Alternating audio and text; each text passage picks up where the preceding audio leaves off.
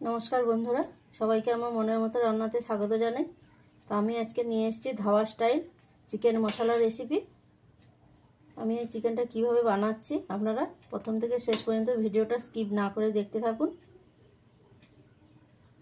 আমি যেভাবে বানাচ্ছি ধাবাতে যেরকম চিকেনের স্বাদটা পান ঠিক সেইভাবেই স্বাদটা পাবেন।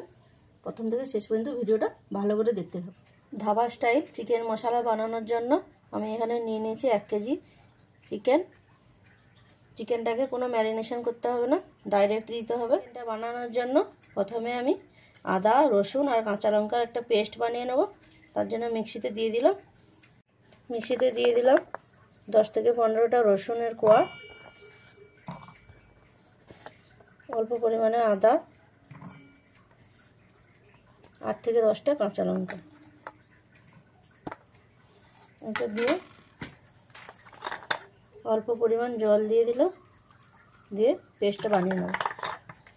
চিকেনটা বানানোর জন্য প্রথমে কড়াইটা গরম করে নিয়ে 2 চামচের মধ্যে ঘি দিয়ে দিলাম,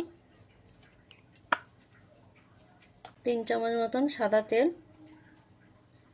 দিয়ে ভালো করে ঘি আর তেলটাকে গরম করে নেব। ঘি আর তেলটা ভালোভাবে গরম হয়ে গেছে, তার মধ্যে দিয়ে দিলাম 1/2 চামচ জিরেটাকে একটু ভাজা ভাজা করে নেব। এবারে এর মধ্যে চিকেনটাকে দিয়ে দেবো।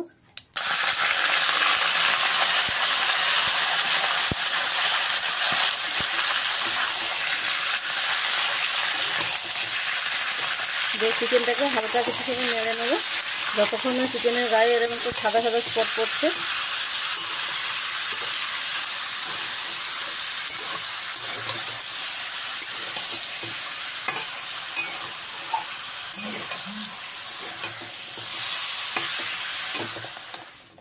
চিকেনটাকে এরকম হালকা করে ভেজে নিয়েছি, চিকেনটা সাদা সাদা হয়ে গেছে। এবারে এর মধ্যে আমি 3টে মিডিয়াম সাইজের পেঁয়াজ কুচি করে নিয়েছি, দিয়ে দিলাম, দিয়ে ভালো করে মিশিয়ে নেব।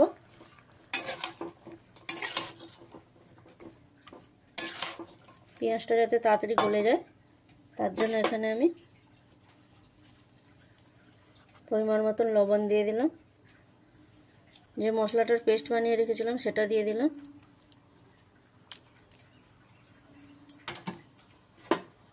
দিয়ে ভালো করে মিশিয়ে নেব।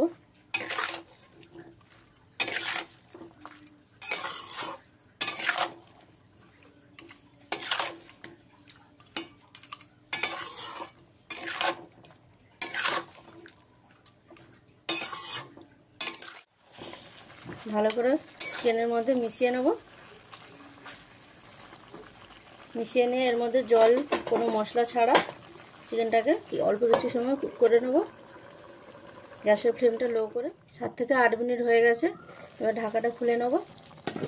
চিকেন থেকে কতটা পরিমাণে জল বেরিয়ে গেছে, পেঁয়াজটাও সুন্দর গলে গেছে।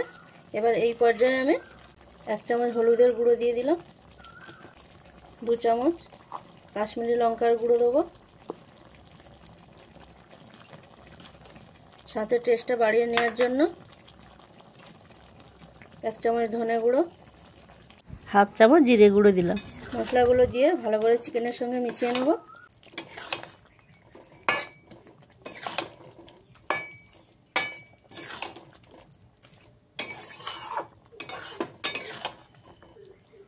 ভালোভাবে মিশিয়ে নিয়েছি। দেখুন কত সুন্দর কালার এসছে। এই চিকেনের লঙ্কার গুঁড়োর পরিমাণটা একটু বেশি লাগবে। এটা যদি পেঁয়াজ ভেজে করতেন তাহলে এর কালারটা এত ভালো আসতো না, কারণ পেঁয়াজটা ভাজার পরে তার কালারটা সম্পূর্ণ আলাদা হয়ে যায়। এবার এটা ভালো করে আমি কষিয়ে নেব।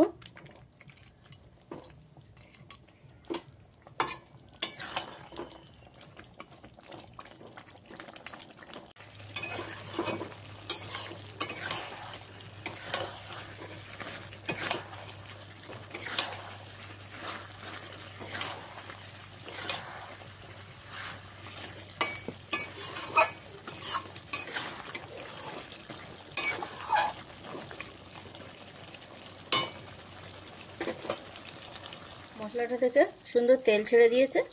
এবারে এর মধ্যে আমি 3টে মিডিয়াম সাইজের টমেটো বেটে নিয়েছি, দিয়ে দিলাম। টমেটোটা দিয়ে খুব ভালো করে মিশিয়ে নেব।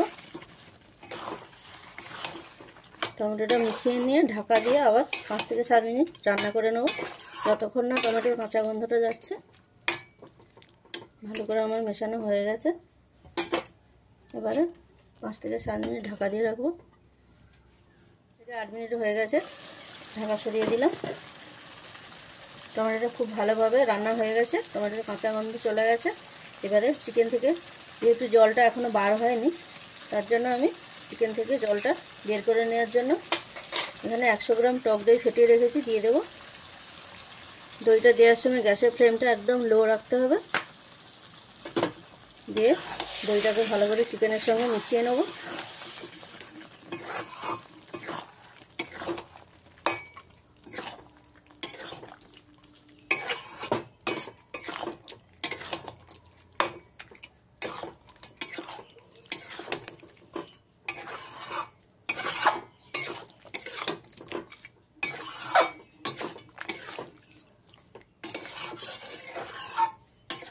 টক দইটা ভালো করে মিশিয়ে নিয়েছি, দিয়ে এবার ঢাকা দিয়ে 5 মিনিট রান্না করে নেব।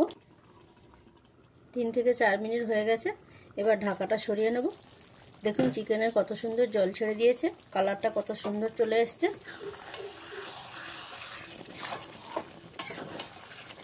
এবারে এই পর্যায়ে আমি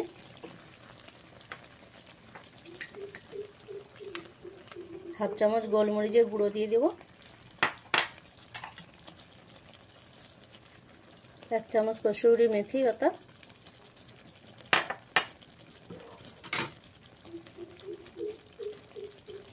শেষে দিয়ে দেবো ধনেপাতা কুচি, দিয়ে ভালো করে মিশিয়ে নেব।